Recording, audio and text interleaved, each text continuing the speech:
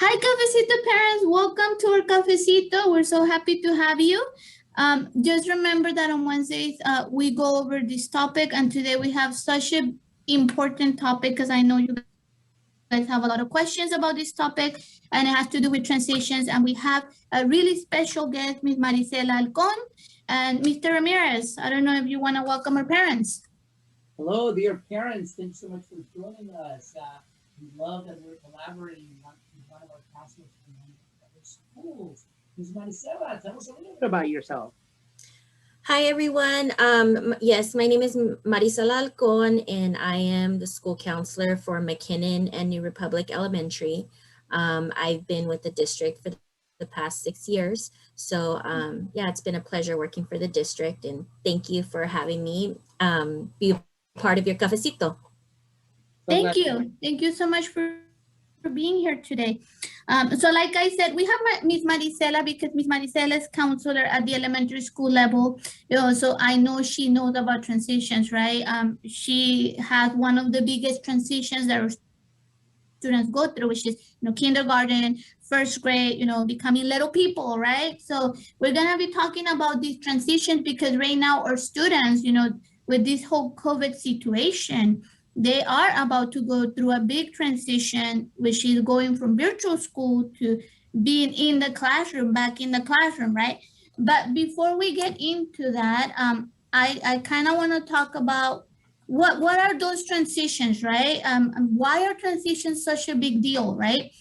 So transitions, all about those emotions, the transitions, even a small transition when they're babies, then when they get a little bit older, transitions magnify because of the emotions, the students, the children start experiencing, right? So what we have in front of you, it's really all about the change. Transitions have to do with change, right? And change brings emotions, and sometimes students don't know how to cope with those emotions, and it becomes really overwhelming for the student, right? And for the adults too, because as adults we're also going through a transition. We went through a transition a year ago in March, right? When all of a sudden we had to be home, and all of a sudden we were stuck home, right? So that was a huge transition that for us as adults, we also went through like a grieving process. All of a sudden I can't go out. All of a sudden I can't do this, I can't do that, right? So it is a huge transition for the kids as well, just like for the adults, right? So just like kind of that background with transitions. Miss Alcon, I don't know if you want to add anything else in regards to just the general concept of transitions, and then we'll talk about school. Mhm. Um, yeah, I would say that sometimes, transitions can bring up, you know, s- anxiety. They can bring up certain feelings, when there's a big change, if there's a drastic change, um, it's just hard to adjust. That Mm-hmm. adjustment period is like really hard for people, for kids and also adults. Um, so like you mentioned a year ago, it's going to be a year starting next week that we all had to make this Mm-hmm. adjustment, and we're still Yeah. trying to figure it out. We're still Yeah. trying to figure it out. And so, we just kind of have to do what's in the best interest of our students at this point, Mm-hmm. and also as a parent. Yeah, absolutely. And I think we're all kind of transitioning together, right? We're transitioning as educators. How do we make sure that everybody's safe? How do we make sure that we go from online to having the students here, right? But it's also that emotional transition that I think sometimes we kind of forget about, right? We kind of forget about all the emotions that change kind of brings to the table, right? And I love what Miss Alcon said about that adjustment period, because you do have to adjust. So, I think in a moment we're gonna talk about some kind of like key points, right, to support your student at home. What can you be doing at home? And one of those things is really be patient. Be mindful of that adjustment period, because that adjustment period is the real thing. In reality, students do struggle adjusting, and we see that, right, Mr. Ramirez? We see the students Yeah. kind of struggling being home, not having their friends around. And I think especially now with what we've been through, like you said, we've been through this last year. For us adults, we've been through quite a few transitions already in our life just because Mhm. we're older, right? But for our young ones that they haven't had too many transitions, they start realizing that while day to day things may seem like they don't change much, the truth is that after a period of time, there is something big that is going to happen, and there's nothing you can do about it, right? Time goes on. We can't stop time. So as time goes on, they get older, right? They get older, but also there's these milestones, right? That they graduated kindergarten, and now they're then they culminate sixth grade or fifth grade, right? Now they go to the middle school, and now for us, they're finishing eighth grade and they're going right, and it's like I think it can bring up a lot of emotions in people because Mhm. it's like, oh wow, did I do what I needed to do to be ready to this point, or yeah, I'm really happy that I did, but I don't know what it's going to look like, coming up. So it's a really great topic, and I'm really glad we're exploring this today because it's something that our kids definitely need help navigating for sure. Absolutely. And I'm glad, Mr. Ramirez and Ms. Alcon, that we talk about anxiety, right? Because I don't know in Ms. Alcon's office, but I know a lot of my students do struggle with anxiety and kind of figuring out what that anxiety is coming from, right? Why do I feel this way? Because, this is their biggest transition in their life. This is the biggest transition from being kind of like an elementary school where you have one teacher and all of a sudden you're in middle school, and then all of a sudden it's a big change, right?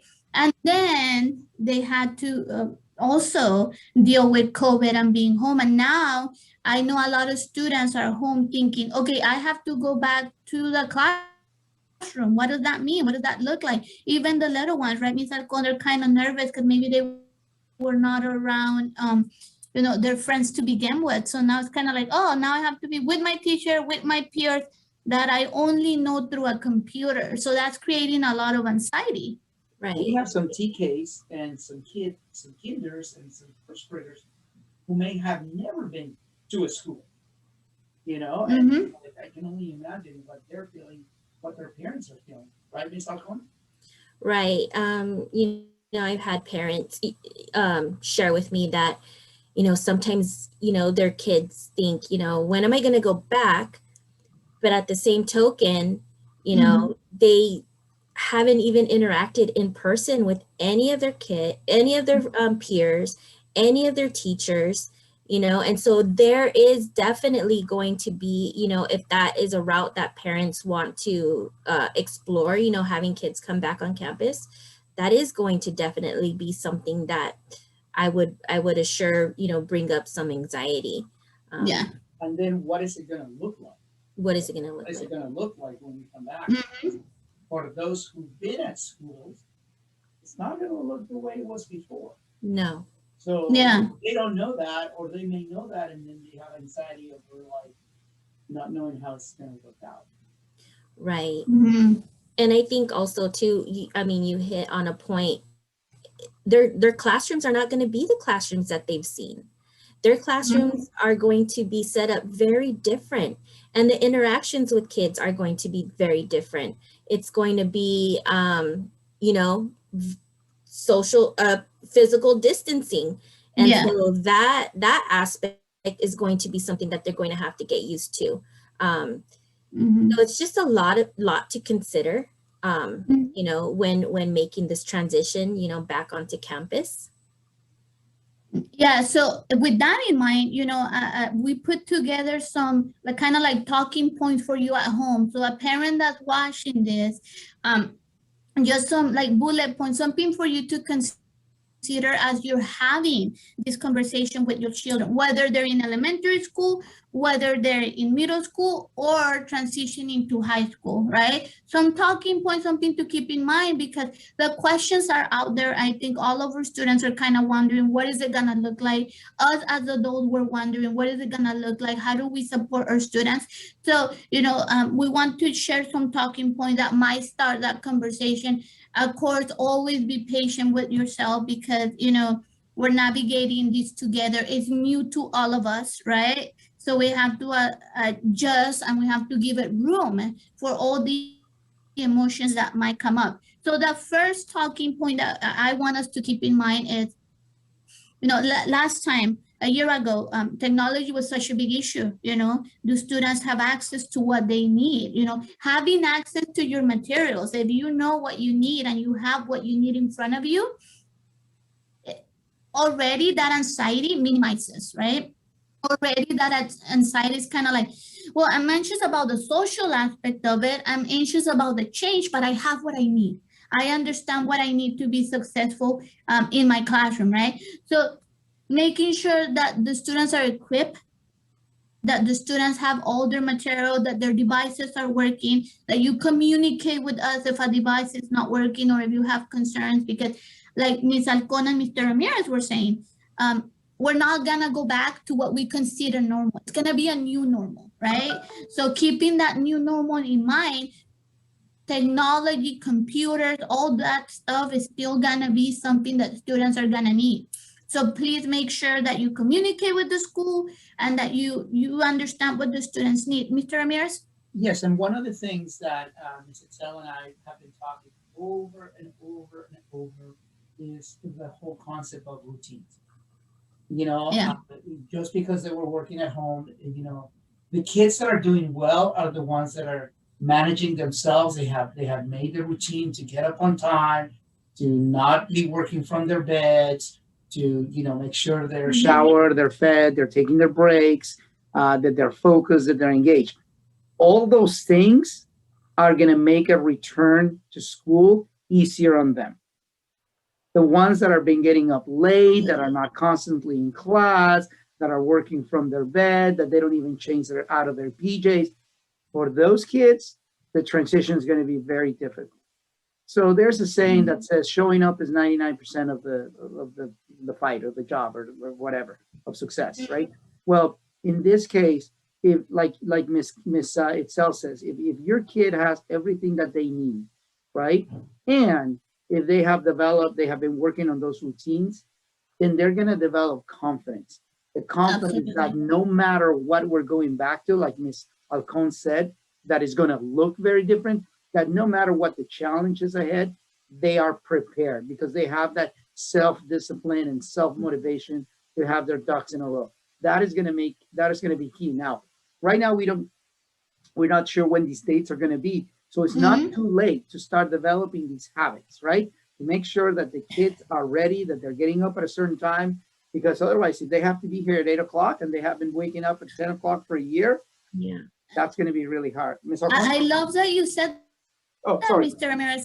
Exactly what I was going to say, that it is not too late. It's perfect timing to review your routines. And Mr. Ramirez, we're reading each other's minds because that's exactly what I was going to say. Those routines, review them, make sure they're in place, make sure that you start setting up the alarms, make sure that the student is ready, that the things that are logistical are not getting in the way, right? Next point is give voice to the trauma, what is happening. Give a voice to what the students are feeling.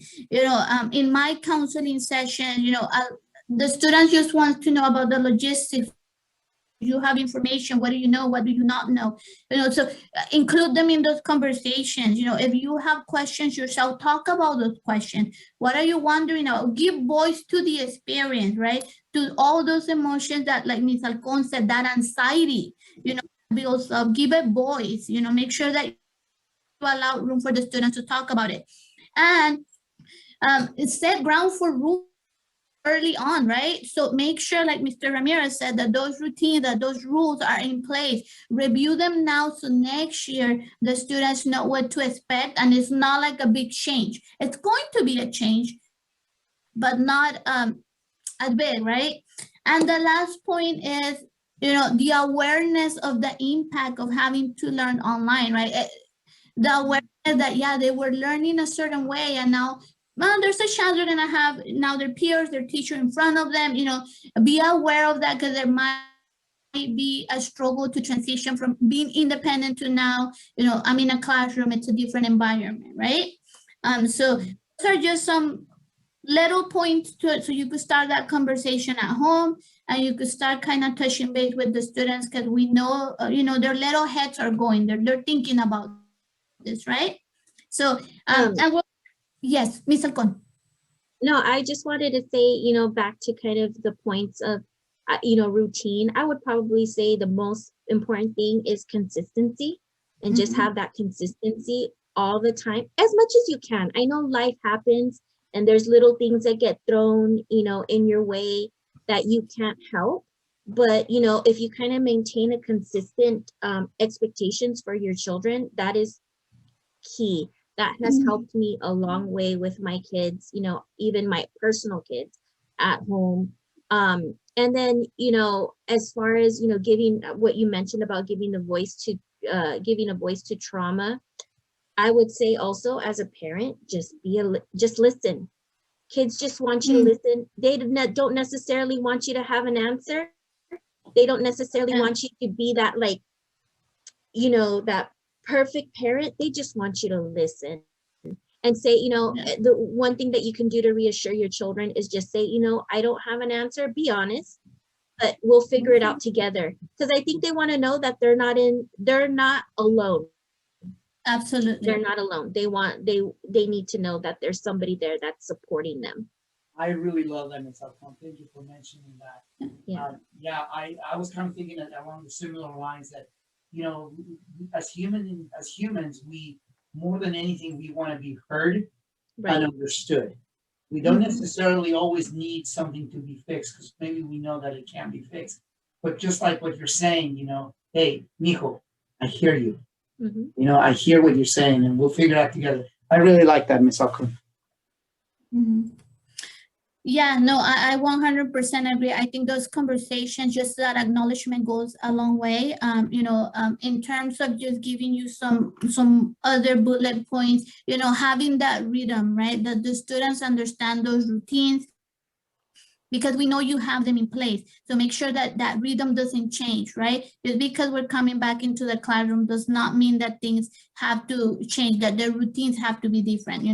Hopefully a lot of that's still in place. Also building that sense of community, because a lot of the concerns, especially for the upper graders, those fourth graders, those eighth graders, those students have concern about the social aspect of it, right? So building that sense of community, that they're touching base with their peers, that they have somebody in the classroom that they could connect to. It's so crucial that they connect to somebody, that they could talk to their teachers if they're feeling anxious, if they're feeling overwhelmed, that they have that sense of, I could go to my teacher, I could go to my school counselor, I could talk to somebody about this. I'm like Ms. Maricela said, I'm not alone, right?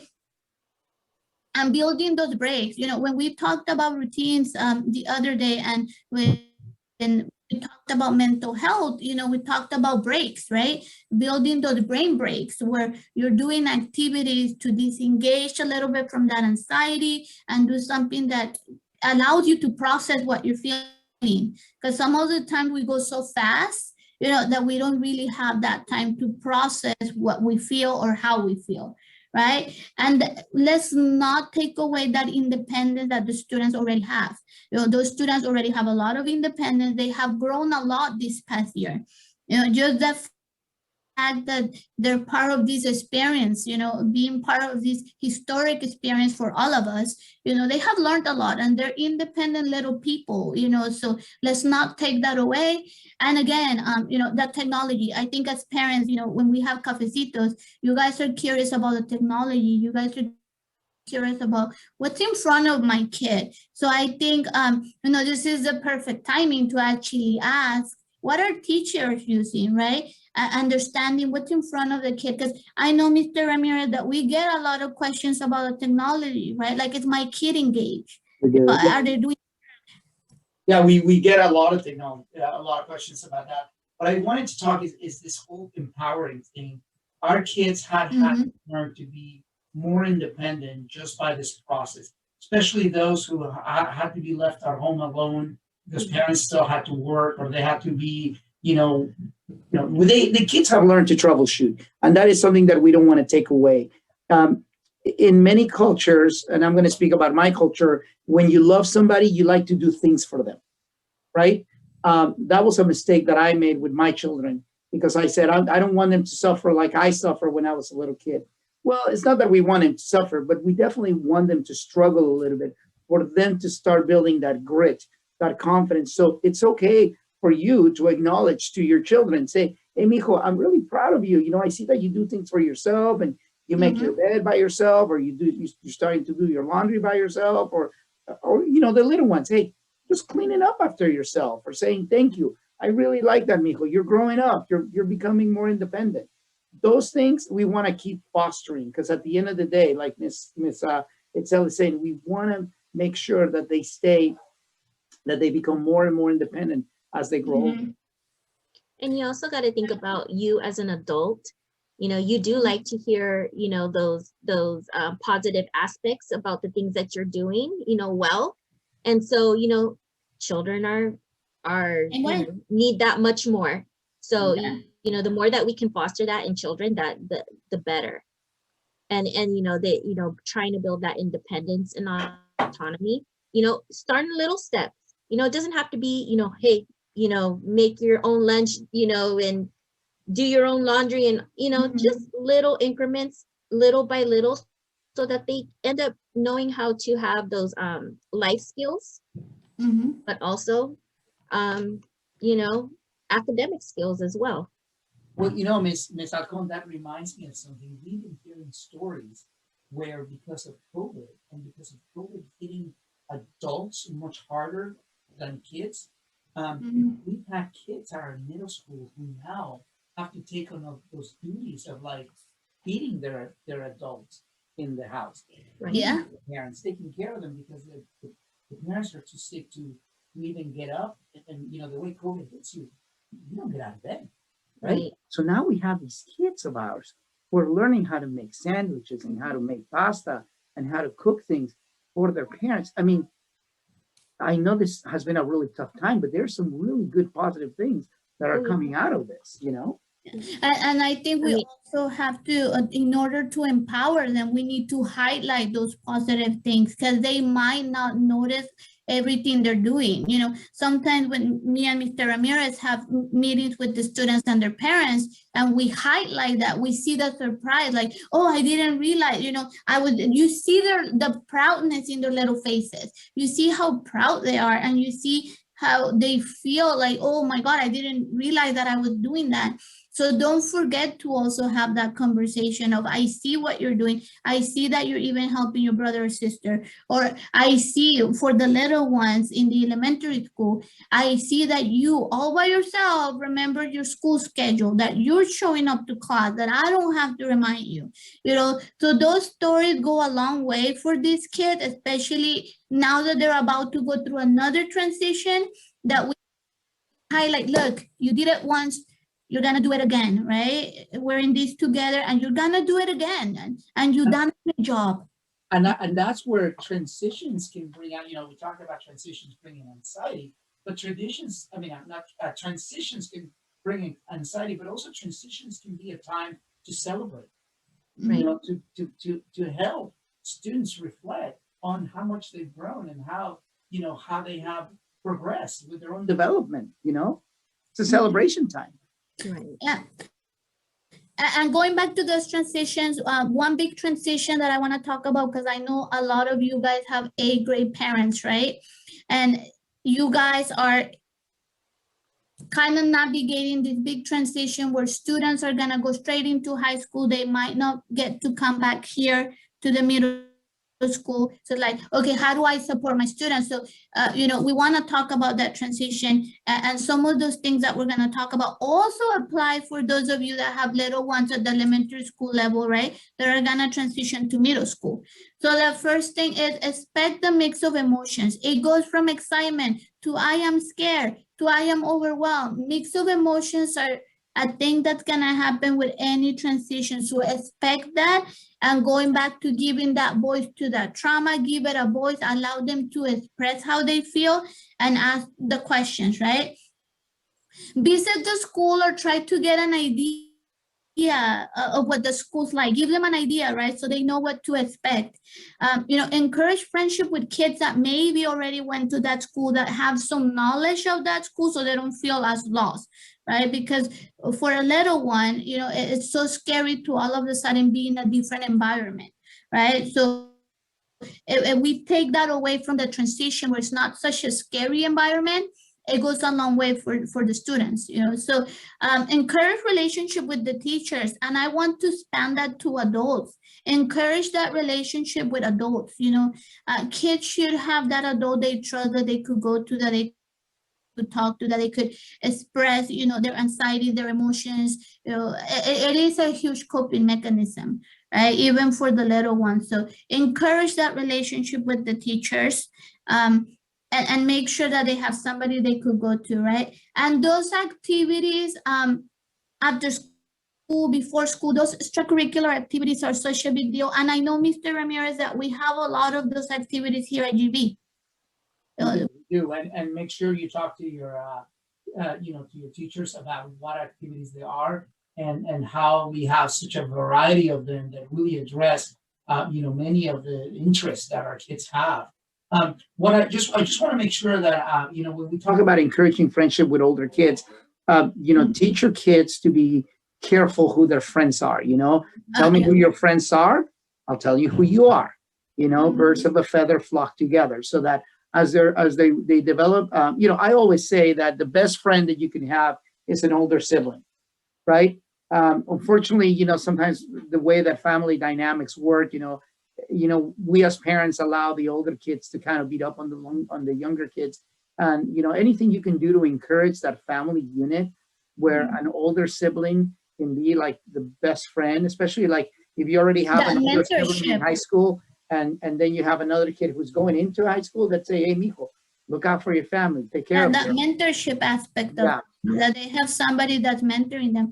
And Miss Alcon, at the elementary school level, what would those extracurricular activities look like? What kind of things can parents be doing at home with their kids when they're like young? I would just say be hands-on. Spend time with your children, read with them, go outside, take walks. As far as, for the extracurricular activities here, I mean, there's one coming up, soon, which is Read Across America. That's happening. Oh, that's very true. Right, with New Republic. So that's something else that you can also be a part of. And it, honestly, I'm pretty sure it will be a good, program this year for Read Across America virtually. But when we are able to go back in person, it is such an awesome event that, I love Read Across America. When we're in person, it's just a wonderful experience to have, as a parent, as a teacher, as students. It's so awesome. But just spending that extra time, because even though this pandemic has kind of has had its ups and downs, I can say honestly, as a parent, I just love having this time with my kids. I don't think I'm ever going to have a time like this, as a working parent ever again, once this, we get over this pandemic. So I'm just kind of trying to soak it all in, and I can, advise, some of the parents to do that as well. Yeah, no, definitely. And I love that you said that, because the next one actually has to do with get involved, stay involved, right? Know what your kids are doing. And like you said, just get involved, spend time with them, because we don't get those opportunities all of the time. So that is a wonderful thing. And then time management, again, building that sense of independence, right? Independence is such a big concept for kids. At the end of the day, we want independent little adults, right? So we want them to be independent. So when they go to high school, when they go to college, whatever they decide to do, they're ready, right? And have high expectations. And I put that there only because sometimes we forget how capable they are. We forget how much they could actually accomplish. And sometimes we don't give them enough credit, right? So it's not about have high expectations in the sense of straight A's, straight B's. It's more in the sense of they could do so much, right? And we need to highlight that, and we need to give them more responsibility and empower them and show them, look, you're capable and we're gonna get through this together, right? And I so, know, I wish, I'm going, sorry, go ahead. no, and like always stay in touch with the school, right? So that way we work together. Going back to that sense of community, I just wanted to kind of finish with that sense of community, communicating with the school, being aware, that awareness of what's going on, so together we could support them. Mr. Ramirez. No, that's it. That's it. I was just going to give an example, but I think the way you close it is perfect. Awesome. Ms. Alcon, as we're wrapping up this cafecito, anything else you want to add to the parents? Anything else that you want to say about this transition? Just be there for your kids. Just support them. That is, I think, key. Kids always want to feel secure. They want to know that, they have the support of somebody, somebody that that they really love. So, just, like I said, they're not looking for a perfect parent. They're just looking for somebody who can support them and who can listen. I love that. Absolutely. Mr. Ramirez, anything that you want to add as we're closing this cafecito? No, I think this was great. This was great. I really like the quote, your life does not get better by chance. It gets better by change. We have to embrace change. I think if anything, if there was, I don't know that there was a bigger lesson this last year with the pandemic, other than, are you going to let change, change you for the worse, or are you going to make it for the better, And it reminds me of another quote that we used to tell our kids, hey, time is going to pass. Are you going to pass? Yeah. Get your work done day in and day out, and you'll reap the benefit. If you put in that work day in and day out, if you have those routines and you're putting the work day in and day out, the next thing you know, when it's graduation time, guess what? It's going to be celebration time. What you don't want it to be is that you didn't put in the work and it's supposed to be graduation time and you don't have the credits, or you haven't done what you needed to do to move on. Yeah. So we don't want surprises, and that's where parents can, I really like what Ms. Alcon said, be there for your kids. You want to have that relationship with your kids. You're not their friend, but you're their advocate, right? You want to have those boundaries with your children where they can feel confident sharing with you what they're struggling with, what they're going through in their lives. But then you also have that distance to be able to guide them through it, Mm-hmm. So, yeah. So anyway, parents, we would love to hear what your thoughts are on this, and Mm-hmm. questions that you have. By us putting this online, you're able to engage with it on your own time. But also remember, you can always send us your questions. We're going to put the emails of all of us on this, so that if you see something and maybe you want a little more information on it, we can address that. We always want to hear from you. Whatever you need, is what we want to provide. And that's exactly what I wanted to close with. Always reach out to us. We are here to answer your questions. We're doing this together, and I cannot say that enough. We're in this together. We're learning together. So feel free to come with us with questions, because we're gonna figure it out together. So thank you, Cafecito parents. We look forward to speaking to you on Wednesday and answering all your questions. So thank you so much. Bye-bye. Bye. Bye.